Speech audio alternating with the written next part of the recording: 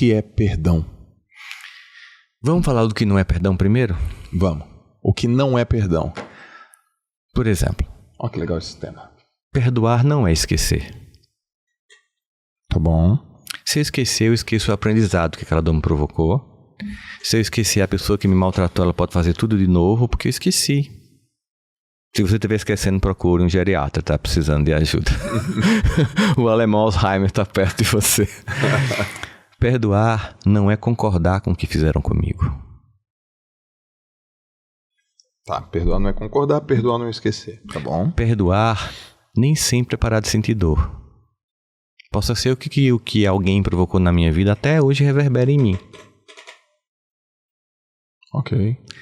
Perdoar nem sempre é abrir mão da justiça.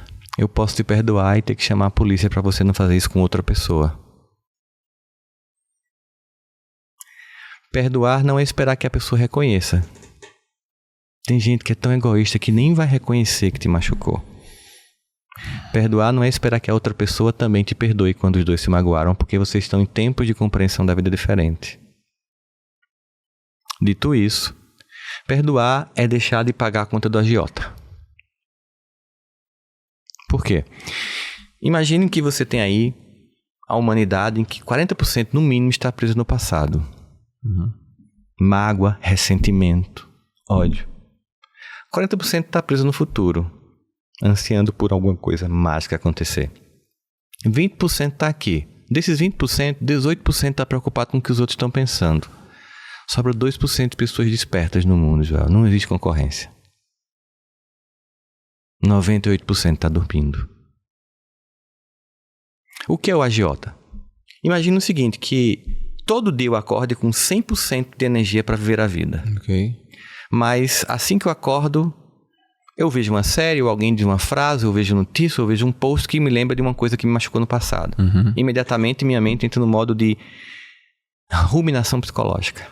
E 40% da minha energia de viver, eu estou pagando a conta do agiota, da dor que me foi provocada no passado. A agiota cobra 10, ressentimento cobra 40, velho. Aí você tem que pagar boleto, levar a criança no colégio, papapá, mas você ainda quer explodir. Mas veja, se você perdoa, você está trazendo de volta para você uma energia que você entregou a alguém que te machucou no passado. Ou que até está te machucando, mas que eu posso criar blindagens, ressignificar isso. O que acontece é o seguinte, eu dei um signo, a vida é cheia de signos.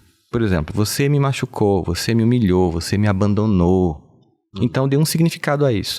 Esse significado meio que me definiu.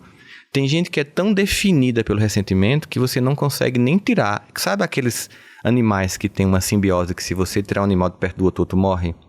Eu via paciente chegar no consultório com tanto ressentimento que eu sabia que não podia nem trabalhar o perdão naquele momento. Porque a pessoa não conseguia nem dizer quem era ela. Só dizia o que tinha acontecido com ela. Eu sou a ex de fulano, eu sou o ex de fulano, eu sou a filha de cicrano. Então, se você tira o algoz, a pessoa perde a identidade, porque a identidade foi montada em cima da dor. Então, você não pode imediatamente. Portanto, uma das coisas que eu sempre digo para as pessoas é o primeiro perdão que você tem que dar é a você. Se perdoe por ainda não conseguir perdoar. Se perdoe por ainda não conseguir se perdoar, mas se comprometa em fazer isso. Porque senão você vai ficar o tempo inteiro com muita vontade de realizar, mas diariamente o agiota leva 40% da sua energia para o passado. Ruminação, eu passei por isso. E aí o que é que acontece? Se eu vou trabalhar com um chefe que lembra meu pai, volta tudo de novo. Porque a vida, ela faz o seguinte, ela reedita. Não é para te torturar, é para te dar a oportunidade de finalmente executar a peça de modo diferente. Cara, que animal. Que animal. Você no seu consultório, a cada 10 pessoas que passam com você, quantas você verifica essa questão do ressentimento e do perdão, assim? Sabe que em 2017 eu deixei de atender porque dessa vida muito louca, né? Sim. Mas hoje eu tenho 20 mil alunos fazendo imersões comigo nessa área. Eu sinto que o ressentimento e a falta de amor próprio são dores que atingem esmagadoramente a maior parte da população. Só que acontece o seguinte, tem gente que não tem maturidade para admitir que odeia. Tem gente que odeia sem saber que odeia. Age como quem odiasse, mas diz que não. Porque às vezes é o seguinte, não, odiar meu pai é feio, papai do céu briga, eu não posso ter ressentimento, eu tenho que honrar pai e mãe. De fato, então você termina embotando um sentimento, fazendo de conta que não tem, Mas age como? Eu não gosto, é difícil a minha relação com ele, a gente não se entende, mas eu amo meu pai, respeito meu pai. Mas o amor e o respeito gera entendimento, gera comunhão. Sim. Bem isso. Se não tem comunhão, não tem entendimento, há ressentimento. Só que ele está inconsciente. Ele continua te sabotando. Pior ainda, porque você não tem consciência. Jung, mais uma vez, dizia, até que você torne o inconsciente consciente, você vai sofrer muito na vida, vai chamar isso de destino. Exato, já vi verdade. Destino. Exatamente. Ou seja, eu tenho que pagar um preço, fazer essa viagem interna, me conhecer para poder realizar todas essas coisas. Eu preciso, poxa, tem coisa que é comigo aqui. O Jung era ateu?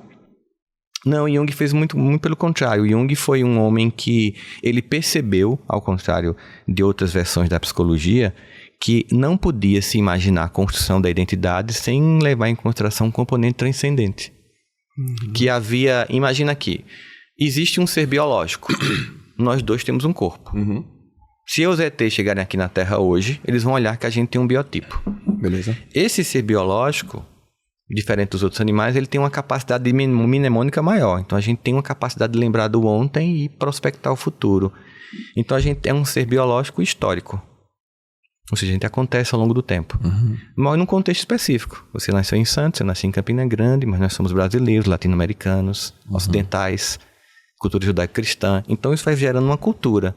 Então, nós somos um ser biológico dentro de um tempo histórico, imerso numa cultura que vai criando em nós certas características.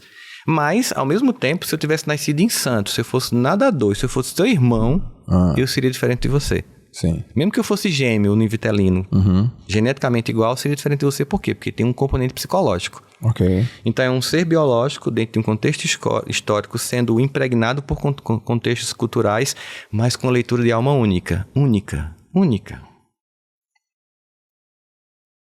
E que migra numa vida que é transcendente. Ou seja, é um ser biológico num contexto histórico, impermeado por uma cultura com uma leitura psicológica única da vida e transcendental. É um ser biopsico, sócio, histórico, espiritual. Tudo combinado. Se você ignora uma dessas dimensões, você fica sem potência de agir. Porque é como se você deixasse de ter uma das forças da turbina de um avião com 6 turbinas, você está com uma só, 2, 3... Né? Então tem gente que vai investir a vida inteira só no corpo. Vai conseguir resultado, mas é só ali. Não, e tem uma turma. Tem uma turma. Tem uma turma. Muito grande. Muito grande. Até porque é o seguinte, moldar o corpo é muito mais fácil do que malhar a alma e a mente. É verdade. Né? É verdade. Não tem whey protein pra alma, não.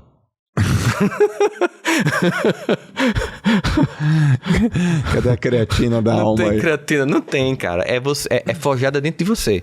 Não existe um laboratório externo que lhe dê promessa, você toma um antidepressivo. Mas aquilo não vai resolver, entende? Existe uma coisa, toda essa dimensão aqui, na dimensão que chega psíquica espiritual, a usinagem interna. Eu tenho que ser o produtor das substâncias que me levam a um novo estado de consciência. Eu usino dentro de mim. E claro, alguém vai dizer que vende isso pra você, mas é mentira.